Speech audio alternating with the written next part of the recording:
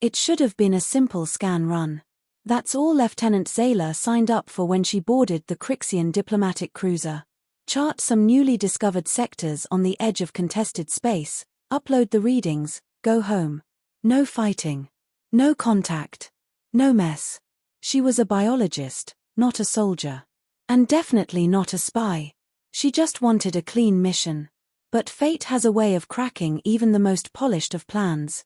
They were passing through the Cyrex drift, an unstable region where ancient wormholes twisted reality like rubber bands. Even the most advanced navigation systems could buckle in the wrong pocket. Which is why, despite centuries of star mapping, it wasn't unheard of for ships to misplace a room. Or a person. Which is exactly what happened to Zayla. 1 second she was rerouting through the maintenance corridor to avoid a jammed main hallway. The next, the lights flickered, the deck trembled, and gravity hiccuped. When her eyes adjusted, she realized she wasn't on the cruiser anymore. She was standing inside a cockpit she didn't recognize. The floor was rougher. The air stale. The layout, primitive. And worse. There was a human in the pilot seat. He was tall. Tan. Probably in his late 30s. Thick shoulders, scruffy beard, clothes slightly worn. His boots were kicked up on the dash like he didn't care that reality had just bent sideways. He looked at her with the calm confusion of someone trying to decide if he was hallucinating. She reached for her communicator. He raised a hand. Don't. She froze. Not because he was threatening, but because his voice didn't match his body. It was soft. Curious. What ship is this? She asked. You're in the wrong place, alien girl. I noticed. He stood slowly. No weapon. No hostility. Just wariness. Name's Coulter. You're lucky I'm not like the last guy who sat in that chair. I'm not here by choice. Yeah. Neither was he. The way he said it made her stomach twist. Zayla backed toward the door, but it didn't open. No lights. No response. She tapped her cuff, no signal. Coulter raised his brow. Cyrex drift glitch, huh? My ship got hit 3 weeks ago. Been drifting since. You've been alone? Longer than that. There was a sadness behind his eyes, buried under sarcasm and survival. Zayla didn't like how it made her feel. I need to contact my crew. Not gonna happen from here. This room's cut off. Like, quantum wedged into nothing. That's not possible. Yeah, well. Neither is falling into someone else's pilot room from another ship. Yet here you are. They circled each other for a bit. Not aggressively, like wolves who didn't know what pack they belonged to. He made her a drink. Something hot and weirdly sweet. She didn't drink it at first. Then she did. Time blurred. Minutes. Hours. Maybe more. They talked. Carefully. She learned he was an X-fighter pilot. Earthborn. Fought in the Zella uprising. Lost his unit. Discharged under messy circumstances. Took up freelance hauls before his ship slipped into the Cyrex drift. He learned she wasn't what he thought. Not a conqueror. Not a threat. Just a scientist who studied bioluminescence in off-world flora. What's the weirdest thing you've ever seen glow? He asked. She hesitated. A flower that only blooms when someone's heart rate rises. He smiled at that. The lights dimmed again. Another drift pulse. Their bodies shifted inches closer with the jolt. Something changed then. Subtle, but impossible to ignore. They stopped circling. Started watching. And that's when the door, silent until then, hissed. Opened. On the other side, nothing but black. An expanse of folded space, still trembling from the last drift quake. Coulter stood. You came in. Maybe you can get out. She should have leapt at the chance. Instead, she stared at the darkness, then back at him. You could come with me. He chuckled. And end up in an alien brig? No. I'd vouch for you. You saved me. I didn't do anything.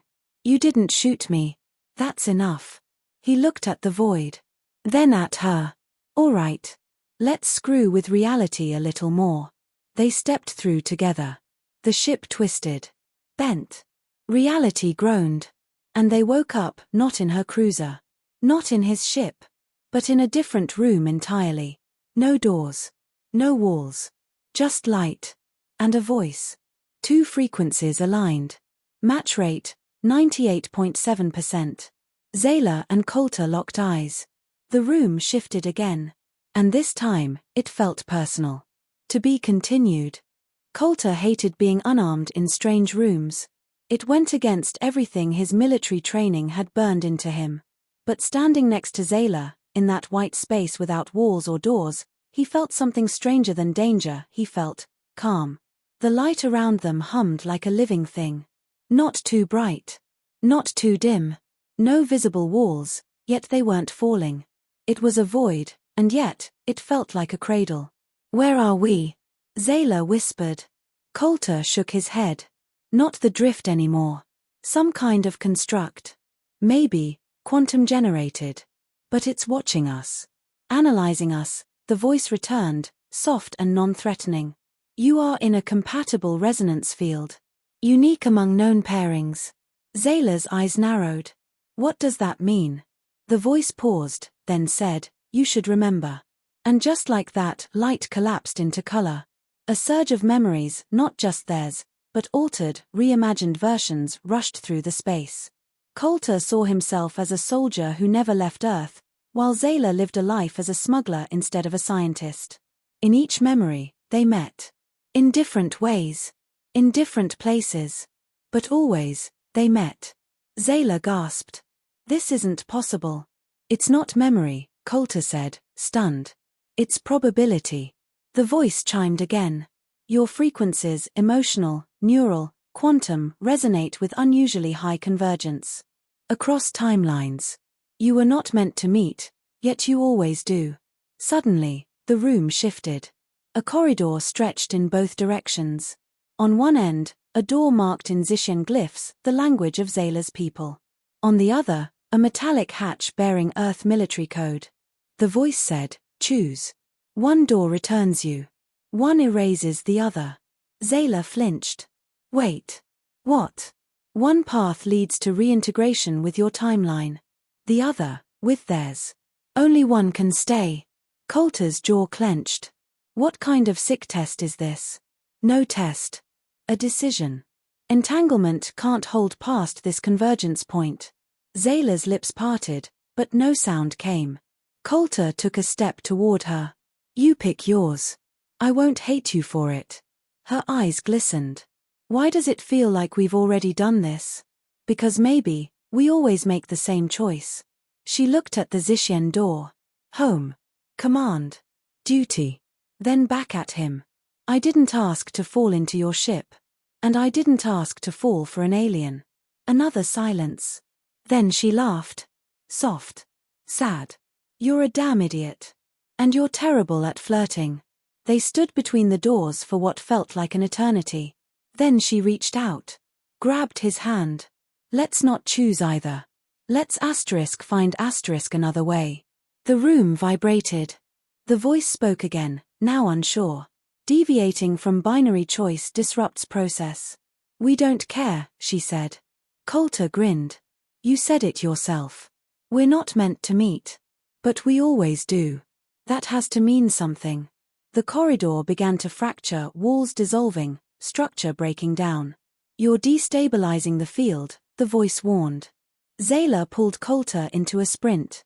Good. They ran. Past the doors. Through flickering versions of what could have been. Alternate lives. Alternate deaths. Love lost. Love found again. War. Peace. Betrayal. Rebirth. Every outcome tried to pin them in place. They kept running. Until the field cracked entirely. And they fell. Into a jungle. Alive. Real. Solid. Birds screamed above. Wind rushed through strange blue leaves. Coulter groaned. "Next time we defy metaphysical architecture, let's bring helmets." Zayla laughed, her face streaked with dirt and tears. "We're alive." They sat in silence for a while. Then he asked, "You still think this is just a glitch?" "No," she said. "I think it's a reroute." From her pocket, her scanner flickered to life. Signal. Weak, but real. She tapped it. Then paused. We're not on any charted system. This planet shouldn't exist. Cool, he muttered. Unlisted vacation spot. She smiled. We need shelter. They walked together, toward a hill, toward whatever came next. That night, they built a fire from dry vines and strange bark. Shared ration bars. Sat close. Coulter glanced at her. So, when do I get to meet your terrifying alien family? She smirked. After you meet my terrifying alien ex. His jaw dropped. You have an ex. 3, actually. One's technically still in cryo prison. Well, I'm not jealous at all. She leaned against him. Good. You're better than all of them. And for once, neither of them felt lost. Because whatever this was, it wasn't fate. It was choice. To be continued. The next 3 days were survival, plain and raw. Coulter and Zayla scouted the alien jungle, collecting water from vine pouches, trapping small scale-backed rodents for protein, and building a shelter out of flexible bark-like panels and stone. The planet, unnamed, unlisted, teemed with life. Everything glowed faintly after sunset. Insects drifted in slow clouds of light. Trees hummed in frequencies too low for normal ears to hear. It was hauntingly beautiful. And deeply wrong. This place feels artificial, Zayla muttered, crouched over a moss sample that resisted scanning. Even nature shouldn't sink like this. Like it's watching us, Coulter said, tossing a branch on the fire. It is. That night, while they slept curled together in their shelter, the stars shifted. Not overhead. Not subtly. The constellations rearranged. Zayla woke first and stepped out. A spiral now hung in the sky, formed from white stars blinking in rhythm. She gasped, and something inside her clicked. Memory projection, she whispered. Coulter joined her. Looks like the neural feedback you showed me from your research. The one you said reacts to deep thought. Or emotional charge. The spiral pulsed. Faster. She realized then, the planet was mirroring them. Their fear. Their closeness. Their choices. The jungle wasn't just alive. It was responsive. We're still in the construct, she breathed. Just, deeper. Coulter frowned. This isn't real. It's not fake, either. It's both. She pressed her hand to the bark of a tree. It rippled, showing a flash of her face older, scarred, with silver eyes. Another ripple, Coulter, holding a child with green skin. They stepped back. Okay, he muttered. Now I'm freaked. The spiral in the sky pulsed again, and this time it spoke, not aloud, but inside them. This layer adapts. Accepts. Becomes. Zayla clutched her head. It's sentient. This entire place. It's learning from us. Why? To see if we belong together. To test compatibility. Another vision crashed through their minds. War. Her people attacking Earth. His people retaliating. Cities burned. A version of them stood on opposite sides. No, she whispered, falling to her knees. That's not us. It could be, Coulter said. Somewhere. Somewhen. Then we stop it. Here. Now. The spiral fragmented. Suddenly, the planet changed. Violently. The once calm jungle writhed. Trees turned inward, forming a maze. The air thickened. Gravity shifted. Coulter grabbed her hand. We've triggered something. Trial stage, she muttered. It's forcing the conflict we're afraid of. From the maze, forms emerged. Not monsters. Not beasts. Versions of them. Shadow Coulter. Angry, hard-eyed, armored. You left your team to die. Shadow Zayla. Cold, judgmental, a blade at her hip. You betrayed your oath. Coulter stood frozen. This isn't real. They're real enough. The shadows advanced. Zayla screamed, we're not those people. But the shadows struck. It wasn't a fight of fists. It was memory. Every regret. Every wrong word. Every dark version of themselves they'd buried deep. Coulter relived the death of his squad again. Zayla relived abandoning her post during a genetic crisis on her colony. The shadows fed on it. Until Zayla dropped her weapon. Coulter stumbled back. "What are you?" "We don't win by killing them." She stepped forward. "I failed," she said aloud. "I did. And I still carry it." The shadow paused. "I hurt people. I made choices I wish I hadn't. But I'm still choosing. Every day. That's what makes me real. Not perfect. Real. Coulter joined her. "I watched my team die. I froze. I wasn't the hero they needed. But I'm here now. I'm trying. The shadows stopped moving. Then dissolved into light. The maze unraveled. The planet shimmered, and from the sky, the spiral collapsed into a single star. It drifted down and entered Zayla's chest. She gasped. Then everything went dark. When they woke, they were in a medical chamber. Real. Tangible. Human and alien instruments both humming. A young nurse gasped. "You're awake. By the stars, you were missing for 6 cycles. 6 cycles? Zayla rasped. Coulter sat up. "How long is that in real time?" "Almost a year." They looked at each other. Then smiled. Because nothing about them felt lost. In fact, they had never been more found. To be continued. Recovery wasn't a straight line. It was a spiral. Coulter and Zayla spent their first real weeks back in separate recovery wings, subjected to a battery of medical scans, neural evaluations, and endless diplomatic questioning. Neither Earth Command nor the Zishian Senate knew what to make of their disappearance, let alone their synchronized reappearance on a neutral medical station in the Dressari Belt. Rumors spread fast. Some said they'd found a lost AI world. Others swore they were altered by a transdimensional intelligence. One fringe report claimed they were the first human-alien bond to achieve entangled consciousness. They didn't correct anyone. Because how could they explain what even they barely understood? Zayla stared at the night sky from her observation deck, fingers curled around a warm mug. Earth's blue crescent glowed on the horizon. Coulter stepped in, holding a datapad. "They're offering us discharge packages," he said. "Diplomatic exit. No questions asked." Zayla didn't look at him. "They think we're dangerous. They think we're inconvenient. Which is worse?" He joined her at the glass. "You gonna take it?" She nodded slowly. "Yeah. I've done my part.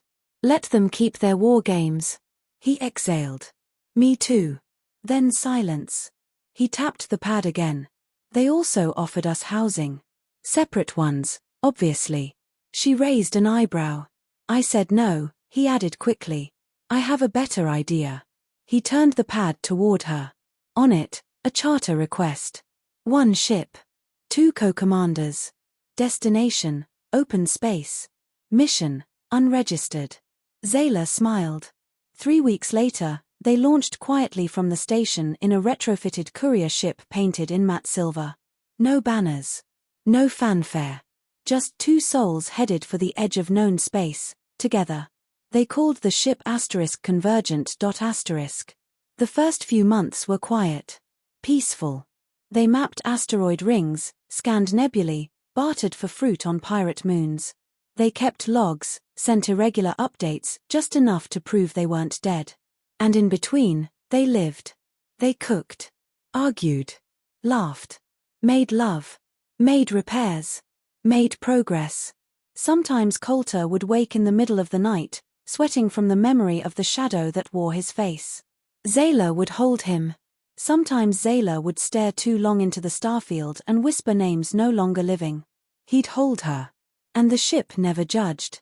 It just kept moving forward. Eventually, they found a planet. One not on any database. Untouched, raw, vibrant. They didn't name it. They just landed. Built a small dome with integrated solar and water recycling. Planted hybrid crops. Made their own peace. 5 years passed. Coulter stood barefoot on the porch, watching the twin suns rise. Behind him, the door slid open. Zayla stepped out, holding a tiny child with pale green skin and deep brown eyes. Breakfast, she said. He grinned. You mean war? Inside, the table was chaos, sticky hands, smashed fruit, giggles. Their daughter, Lyra, was more stubborn than both of them combined. She asked questions, big ones. Why don't other people live with someone different? Zayla answered, because they were told not to. But you did. We chose to. Coulter added, because love isn't about sameness. It's about choosing each other anyway. Lyra nodded solemnly, then flung oatmeal across the table. Peace, they learned, was not quiet. It was earned. By trying. Failing. Trying again. One day, a shuttle landed. A young envoy from a newer alliance stepped out, nervous, respectful. We found your signal. We need help. Building bridges. With others. Zayla and Coulter exchanged a glance. He said, You want advice? No, the envoy said. We want your story. So they told it. And as word spread, not as myth but as memory, something subtle began to change in the galaxy. Walls cracked. Doors opened. People listened. Because it only takes one improbable love to remind the universe. Asterisk asterisk what we're told is impossible, is often just what hasn't happened yet. Asterisk asterisk. And when it does, it changes everything. The end.